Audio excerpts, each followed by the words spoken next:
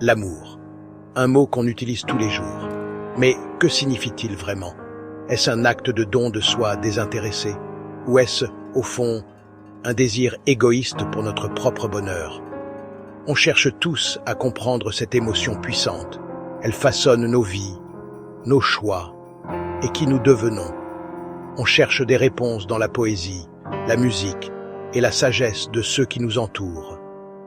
Aujourd'hui, explorons ensemble cette question ancestrale. Plongeons au cœur de l'amour et voyons quels secrets nous allons découvrir.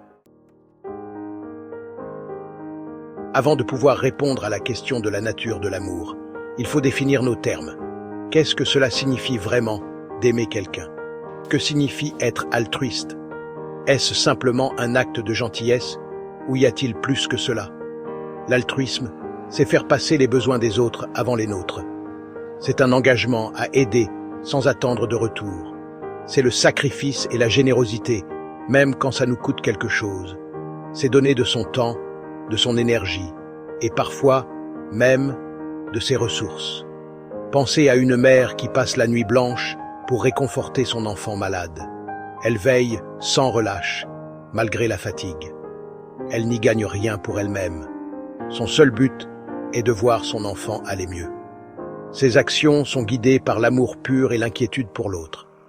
C'est un amour inconditionnel et désintéressé. D'un autre côté, l'égoïsme, c'est privilégier ses propres besoins et désirs avant tout.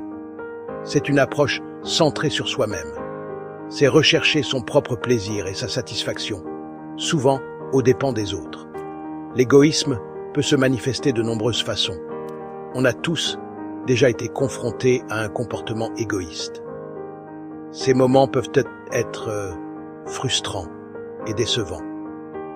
Quelqu'un vous a peut-être coupé la route, uniquement concentré à avancer. Ce genre de comportement montre un manque de respect.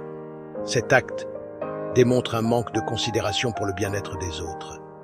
Il est important de reconnaître ces comportements pour mieux les comprendre et les éviter.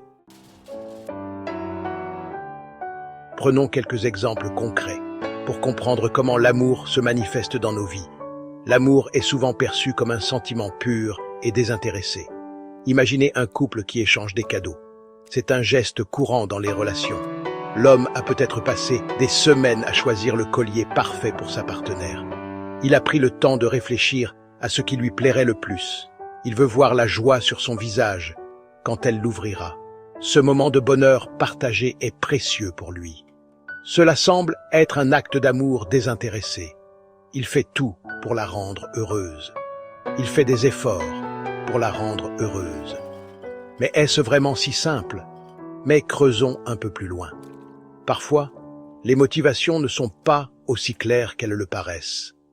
Il cherche peut-être aussi inconsciemment son approbation ou espère renforcer leur lien pour sa propre sécurité émotionnelle. Il veut se sentir aimé et apprécié. Cela suggère un élément d'égoïsme mêlé à son amour. Les émotions humaines sont souvent complexes et nuancées. Même dans les actes apparemment altruistes, une pointe d'intérêt personnel peut être présente. L'amour, après tout, est un mélange de sentiments et de motivations. Section 4. La dualité de l'amour. Les deux faces d'une même pièce. Alors, l'amour est-il altruiste ou égoïste? Cette question a intrigué les philosophes et les scientifiques pendant des siècles. La réponse, comme l'amour lui-même, est complexe et nuancée. C'est peut-être un peu des deux, un mélange subtil d'altruisme et d'égoïsme. Les psychologues suggèrent que l'amour active les centres de récompense dans notre cerveau, nous incitant à rechercher des expériences positives. Quand on ressent de l'amour, notre cerveau libère de la dopamine et de l'ocytocine, des hormones associées au plaisir et à l'attachement. Ces substances chimiques nous font nous sentir bien.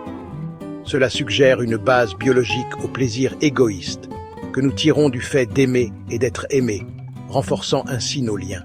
Ça fait du bien de se connecter aux autres, de partager des moments de joie et de soutien. Sociologiquement, l'amour est le ciment qui unit les familles et les communautés, créant un tissu social solide. Nous sommes programmés pour rechercher la connexion et l'appartenance, des éléments essentiels à notre bien-être. L'amour contribue à la survie de l'espèce en nous motivant à prendre soin de notre progéniture et à former des liens sociaux solides, assurant ainsi la continuité de notre espèce.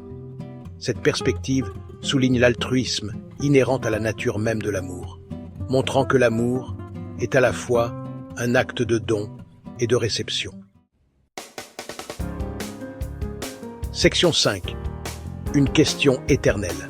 La vraie question n'est peut-être pas de savoir si l'amour est altruiste ou égoïste, mais plutôt comment aimer d'une manière qui équilibre nos besoins avec ceux des personnes qui nous sont chères.